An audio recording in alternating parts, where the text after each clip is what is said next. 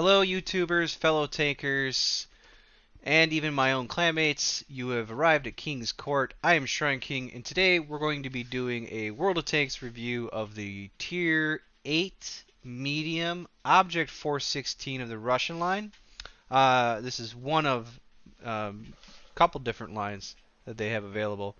For those that are new, welcome, and just to kind of give you a gist, I'm going to cover pros, cons, is the line worth it, any notations of the tier before, tier after, and then cover like a guide with videos that'll all be able to kind of talk point to on what is it that I'm partially doing that's overall beneficial and how is it benefiting, and maybe this will help you in your own matches, either against it or even playing as the tank. So, right here I'm showing the tank. I'm kind of pointing out certain locations, giving indicators of the angle of the armor, where certain components would have been. So like that front section there, I was actually talking about the fact that, or I was looking at the fact that the engine block is there, which makes it to where people are actually going to still just penetrate right through your hull armor there. Now, the turret on the other end, they have to nail you on the cheeks essentially, but if they shoot too far to the right or too far to the left, it'll just bounce right off. And then here I'm pointing out concealment, and not only that, but the concealment was so high that even the lights it's pretty crazy, because this vehicle on the move matches the light on the move, right? When the light gets the camo benefit, this vehicle actually has higher camo than a light would. So let's get right into it. What are the pros of the tank? So obviously, just from what I was just saying, camo is definitely one of the biggest pros to this tank. On top of that, it also has really good vision, so that makes it very, very good for counter scouting, or even being its own scout itself, to be honest. It also has a really good gun once you get to the gun. So the last gun in it is definitely very good. All the guns previous to it are basically similar in performance. It's just not similar in penetration or damage potential, right? And that's where it kind of starts to stand out when you get the final gun. And then you'll notice here the aim time, accuracy, and things like that is actually exceptionally good, especially in consideration for a Russian medium. So, the engine power is pretty good, weight to ratio, top speed's pretty good. So, all together, it does have a long list of pretty good pros, right? Now, con-wise, though, the one is it's rear turreted and it cannot look all the way around. So the gun itself will only go so far to the left and so far to the right.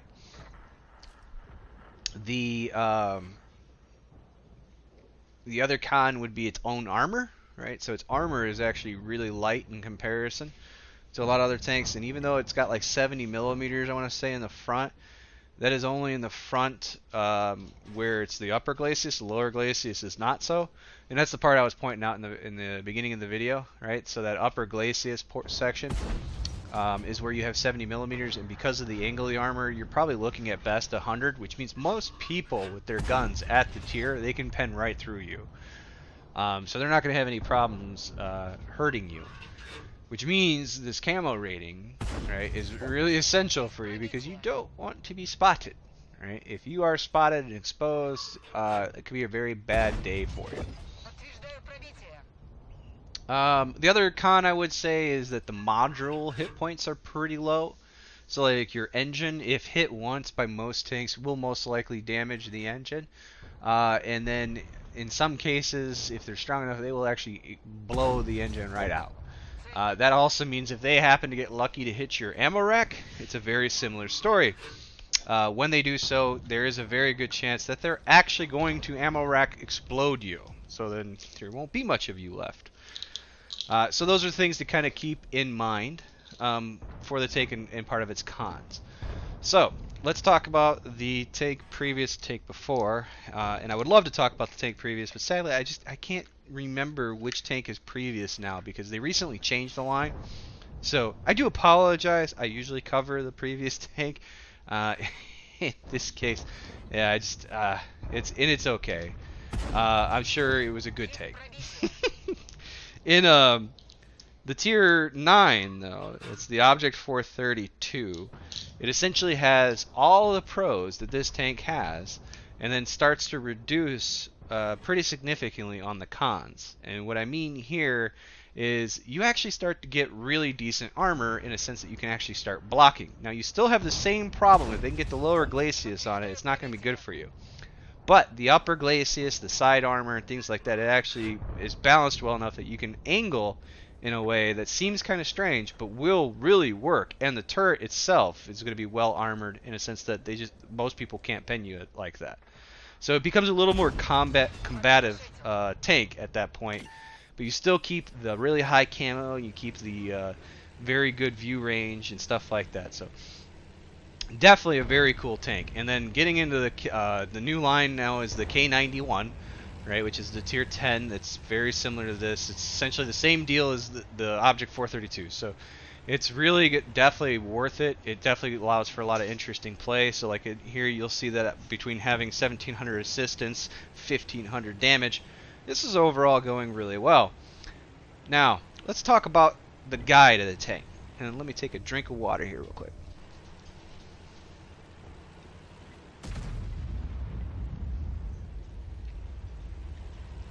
Now, to guide a little bit on the tank. As I mentioned, you're a really good counter scout, which means early on, if you can get over into a bush or something like that, definitely worth being kind of passive. And you'll see here, like, that's an AMX-30. Now, he's got really good view range. And if you notice, he was still kind of like one square in, which means he's about, I want to say 400 meters, maybe less away. So that means definitely within maximum view distance. Chances are he's past maximum view distance. So that made it to where he was able to see me. That Object 430, on the other hand, does not have exceptional view distance or view range, and therefore, as you saw, fully camoed up, no way he could see me. Now, let's talk about the guide towards this part where I made this choice. So I saw we kind of were losing this side. We are still kind of losing the south side, but I did help make sure to assist as much as I could already for the south. So now we're currently in a situation where if we're going to hold, if we're going to win this, we've got to stop this push in the north, right? So that's where I came over here to do what I can. Now, of course, I could have got right up there with all the heavies and stuff like that and tried to fight over there, but that's not really where this tank shines. You want to stay on the farthest ridge of the view distance that you can, much like this. So the Object 268, I'm actually I'm spotting him myself. Right? And that's why you see the assistance come up when people are hitting him. And at the same time, I'm also still able to shoot him without him being able to spot me because his view distance, my view distance, my camo rating versus his, I'm doing better than him. And then it still allows me the opportunities to try to support the heavies and stuff like that from here, which is why I made that decision. So one thing in this tank is because you could start out kind of being passive scoutish, right? You want to pay attention to the map. And you do want to take note of the map as the match is going. So you do want to kind of take the moment to look and stuff like that to see what's going on. And it's pretty typical of all tanks. A little more so to me when it's either artillery or a scout, right? Because artillery or scouts. Tank destroyers, you kind of just want to make sure you know if they're about to, push through and you might need to get the heck out of Dodge, right? So, in this case, like I moved up a little bit. So that's one thing to note too as a guideline. I wouldn't try to move too much all at once, right? So if you know tanks are kind of particularly there, try to keep them on the edge. So that means move a little bit up, a little bit at a time. Don't just go full ham right at them, right? And then go from there. He figures I would get a phone call. But yeah, so try to stick to that kind of model. Now, that said, the gun on this thing, like I mentioned, is really good. And you'll notice that for a Russian, it's not super accurate, but it's really not that bad, right? And here's the case where I'm able to use heat. Now, right there, I did get spotted. Now, that's part of the trick of learning with this tank, too, is what I would also mention. Now, there, he was pushing up on me, so, like, it was a bad call just to go ahead and shoot. I could have actually just moved farther back, waited for the Binox and Camo to come back up, and still had plenty of opportune time to shoot him where I would not have been seen, and that would have kept me from taking the extra hit from like the IS-4. Sad that that was a bad choice on my end, but honestly, if that's the only mistake I really make, that's great. So, staying on the outside edges, playing as a counter scout, what that does mean though, by the way, so I want to point out something, is as a counter scout, usually the first 3 minutes of a match is where scouts will go into placements to be passive, right? So what happens is within the first 30 seconds, usually a scout is already in place as a passive scout, which then means the next 3 to 4 minutes they will not be moving really, and then eventually they will decide, hey, I'm gonna go active now because it looks good. That is where you will shine. So one thing to know is when you take a shot, be ready to move because you could very well get spotted. But if you got spotted, chances are you're going to see them. So that's one thing to know. If they spot you, chances are you spot them because most likely from their position, unless they got really, really lucky and got a position where they were going to see you the moment you open fire, which is pretty doubtful half the time. But what will most likely happen is they were already on the move, positioning or going active, and then they would have seen you when you fired, which means at the same time you would probably spot them. So what would happen is you see them, they see you. If you see a scout and you fired, you probably have to move, right? You don't even need to wait for that sixth sense indicator if you have it, because chances are, yes, they saw you. If you are not in a bush, but more or less behind a bunch of bushes, then maybe you don't have to. So I want to point that out, because if you have a lot of bushes covering you, you very well could be firing even when a scout's running around and they wouldn't even see you. Now, to point that out though, if you are in this tank and you are hiding behind bushes that are showing up as solid when you scope in, that actually means you cannot see through those bushes. So one of the benefits of this tank is to be the counter scout using your eyes and camo, which means you have to have line of sight. If you have bushes that you are sitting behind where they are showing up in full form when you scope in. Now, if you don't know what I mean is if you go into sniper mode and the tree or bush is showing as like clearish, then that tree or bush means you're so close that you could see through it. But it also means when you fire, you get no camo benefit from them. If they show up solid, on the other hand, then that actually means that those trees and bushes, when you fire, will still give you camo. And actually, let me correct myself, because they did change it recently. Even when in a bush that is showing the indication that you would actually, like, you would lose camo benefit, you don't lose the entire benefit. You lose 70%. So it'll be 30% of camo rating still applied when you fire, no matter what. So that's one thing to bear in mind, because they did change that. It used to not be that way. So for example, with these bushes, you'll notice here, I got into those bushes. I'm now there. If I were to scope in, I would see through all of these bushes, which means when I fire, the camo bonus would drop to 30%. But again, I want to be in that kind of position because I need to be able to see. If I rolled farther back to where they would then show up as solid, I get full 100% camo boost from them even when I fire.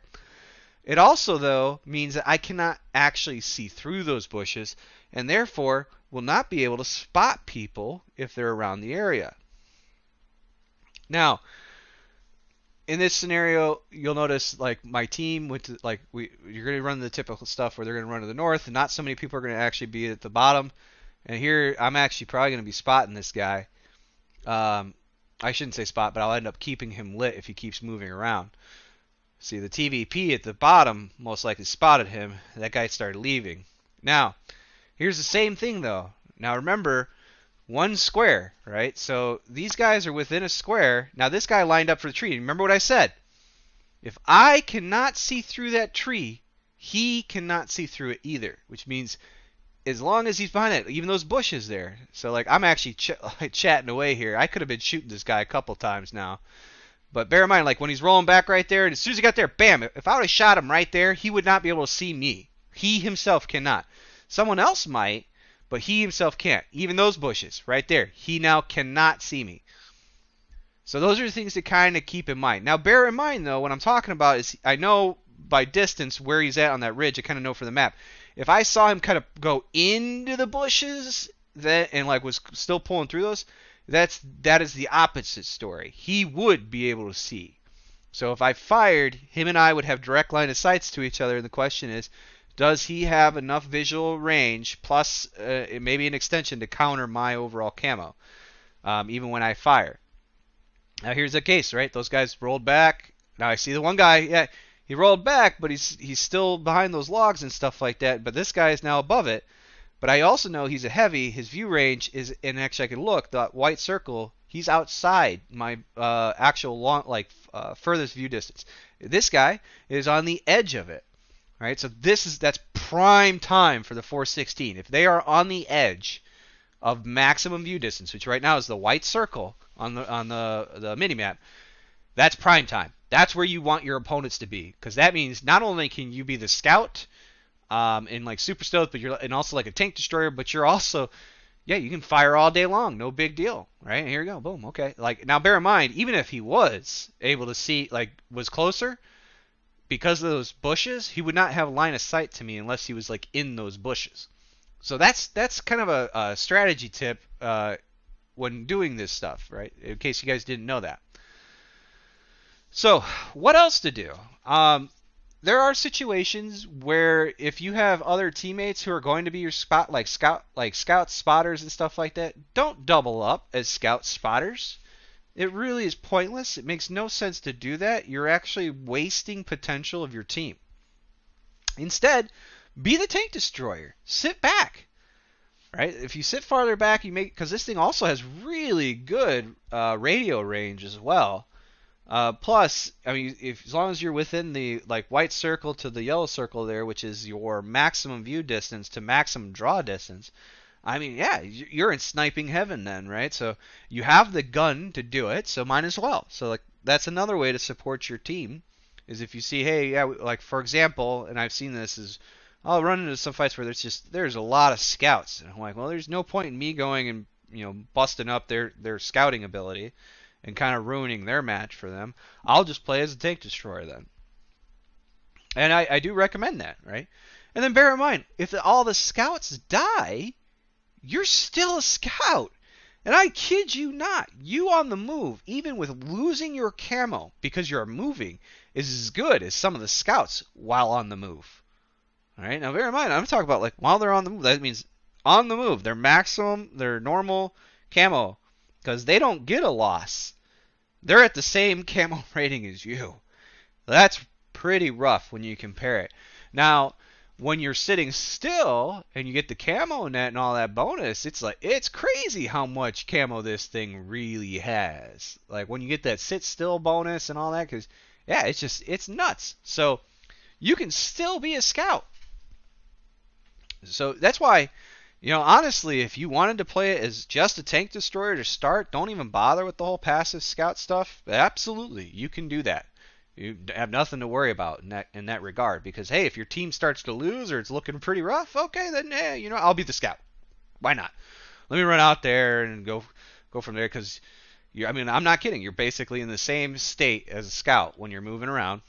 The only difference obviously would be is if they had scouts in bushes sitting still while you're moving around, you're at a disadvantage because they'll have the camo net up. But that's the same story for tank destroyers too, by the way. So what do you need to watch out for? Well, anytime anyone sees you, obviously, because you don't have armor. The other bit is if people see you, they're gonna try to shoot right through the front of you because that's where your engine is. And if your engine gets knocked, I am not kidding you, it is horrible. Right? You will be super slow. It's a nightmare, and it's pretty much all over at that point. The other thing is you don't really have a lot of hit points in comparison. So like there is a lot of cases where tanks will be able to knock the crap out of you.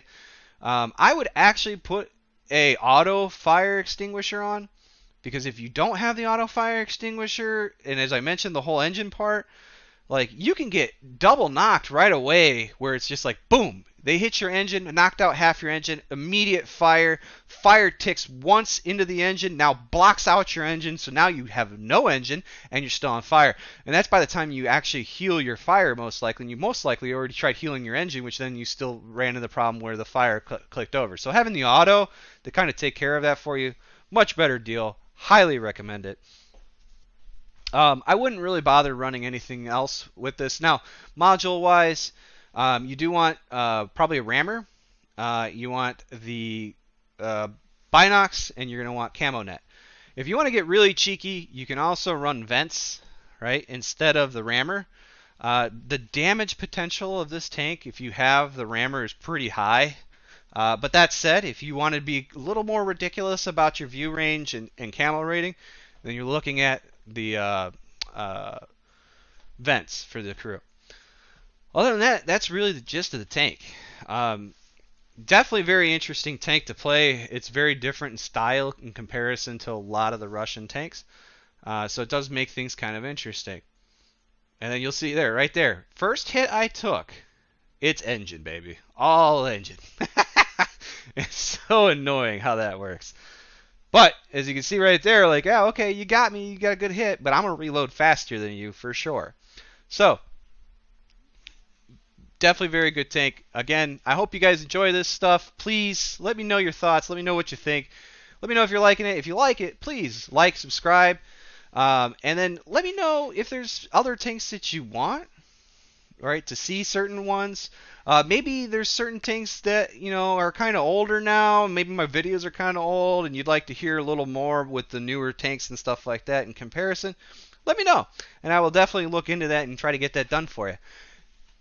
Thanks so much for watching. If you made it all the way, I absolutely appreciate you going through this whole video, and I will catch you on my next one.